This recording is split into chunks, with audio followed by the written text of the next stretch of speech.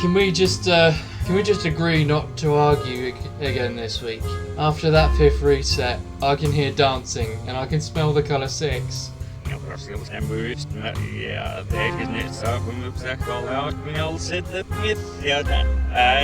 Really? Hadn't noticed.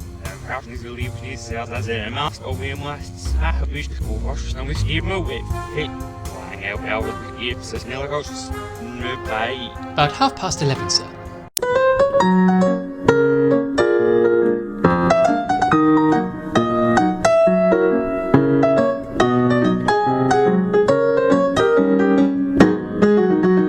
God. Just God. I usually write these scripts a couple of days after I finish a game to properly collect my thoughts to put into words so that I can do my best to nail down my opinion on a game before I start talking about it. Lord knows you don't want to hear me rambling in circles until I finally decide to make a point. Or perhaps you like that. Or perhaps you do like that. I don't know. I left my mind reading glasses on the bus. Bloody public transport. After playing What Remains of Edith Finch this morning, Friday the 13th of May at time of writing, I feel emotionally drained, if that's the right phrase, although it doesn't really sound like the right phrase. It sounds a bit negative, and that's not really the thought I want to communicate. I kind of have that feeling of, you know, when you just finish watching a really good film or reading a really good book, as if I read, and you feel really satisfied with the journey, but you also feel so, like, emotionally heavy because it was such a emotional journey. I've said emotional a bunch of times here, and I'm just saying it kind of means nothing without context. I think the point I'm trying to make is that I cannot articulate my thoughts better than this right now, which sucks, you know, being a critic and all. My whole thing is putting thoughts into words, or at least that's the theory anyway. By the way, be sure to like, share and subscribe if you enjoy my content. Also, you can visit my T-mail shop if you want to get some merch, or my Patreon page to pledge a regular support to the channel. See the links in the description. You'll get some perks like, you know, being able to ask me to play games or early access to videos and stuff like that. It's pretty good. You should do it. So anyway, Edith Finch and What Remains Thereof. Ronica, what on earth is this game? It's like 90 minutes long and almost entirely contained within some weird old house. Well, Vera, you need to look beyond the surface to really see the strengths, and you need to be someone who can appreciate a good story well told, which is a bit beyond many of the edgy teenagers that make up the game-buying community. Seriously, what is your problem with other gamers? I forget you've only been around for a couple of years now. Just look at some of the gaming communities online and you'll see what their issue is. Alright, I shall. Bear with me.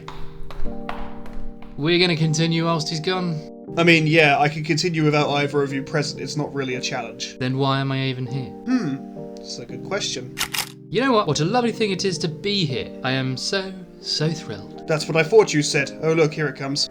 Now I understand. Oh God, now I understand. Now I need to clarify that not every gamer is an angsty teenager who still unironically uses the word gay as an insult. Not every gamer is a shit person whom the world is better without is my point. It's really just the most vocal among them who are the terrible ones, but that's the same of any group really, isn't it? Just look at Christians, the most vocal among them are usually terrible fucking people. The rest just hate us in silence. Anyway, I should probably talk about the game at some point today, right? What Remains of Edith Finch is a first-person game which follows the story of a woman named Edith Finch, in case you hadn't figured that one out yet, as she returns to her childhood home to unravel the secrets of her misfortunate family. Misfortunate? You see the size of that house, right? I want me some of that misfortune, to be set up in a manor like that. Really? You want the sort of misfortune where your family all seem to meet inevitable deaths? But isn't all death untimely and inevitable? Oh, call it with the philosophy already. See, the Finch family were a rather well-off bunch, but they were also seemingly carrying a curse with them that caused them to die like flies.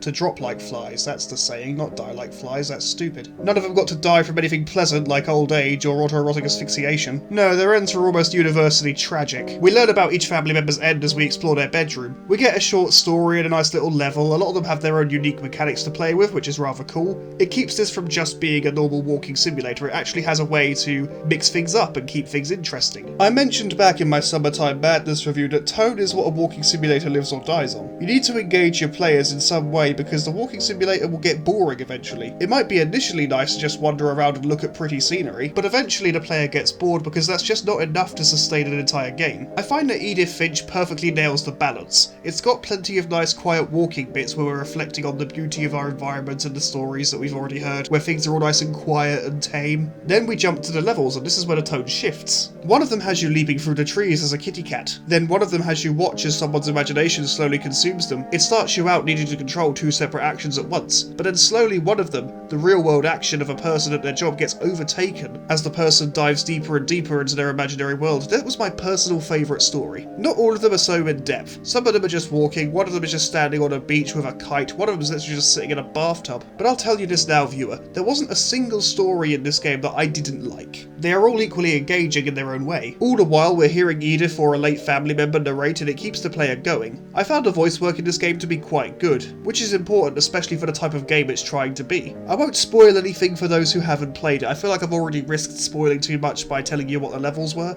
I don't want to actually spoil the whole thing. I will say though, don't expect happy endings from the stories. I know you can probably guess that already. The game is ultimately about a family dropping like flies. I got it right that time. I got the phrase right that time. But you never quite know how they're gonna die, and that's sort of what keeps things interesting. You never quite know exactly how they're gonna off the current family member. And even when you can tell exactly what's gonna happen, the game executes it well enough that it does not lose the player. At least it didn't lose me when I was playing it. And I just realised that execute might not have been the classiest choice of words to use right now. Though something I really want to add quickly is that I choked up a lot at the end of some of these stories. They really got to me. They really tugged at the old heartstrings, which is nice. You know, nice in a really sad sort of way. Do keep in mind that it's a short game. Vera was not exaggerating. It took me about 90 minutes to complete the game, but I think that's the perfect length. It lets the game do exactly what it needs to do, and it doesn't outstay its welcome. The more games like this I play, the less I get why people need their games to be so long. Surely a game that lasts 1 hour but offers an amazing experience is better than slogging through tedium for 8 hours, right?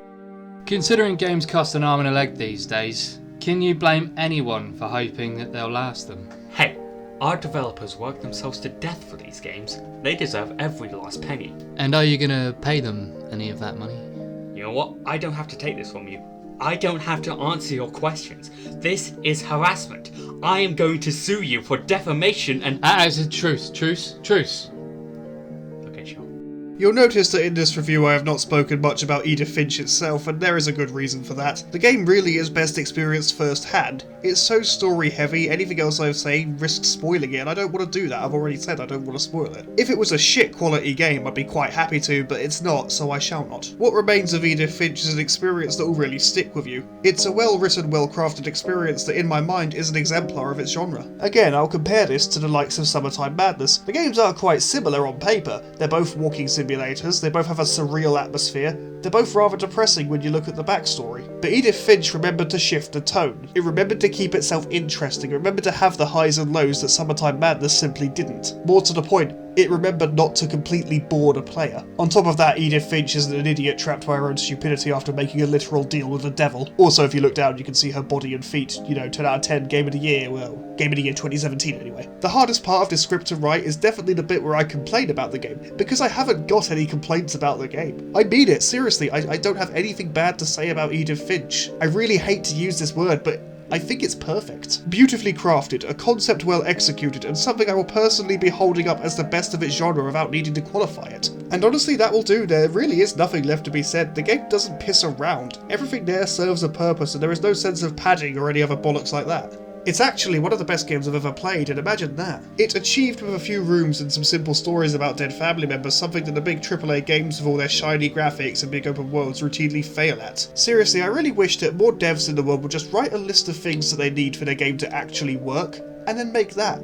Don't add stupid shit to it that you don't need. Don't make the game 5 times longer than is necessary. Just think about the exact experience you want your players to have, and design the game to provide that experience. But seriously, that's enough. We're done. Edith Finch, good game. Nothing more needs to be said. Now, if you'll excuse me, I saw that Salt and Sacrifice got released onto the PlayStation Store, so I'm gonna go deal with that.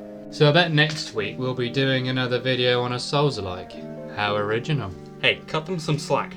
Their one brain cell has to work overtime when it's outside its comfort zone. They need to go back to the souls from time to time to recharge. Speaking of one brain cell, how are you holding up from speaking in full sentences? Fuck you!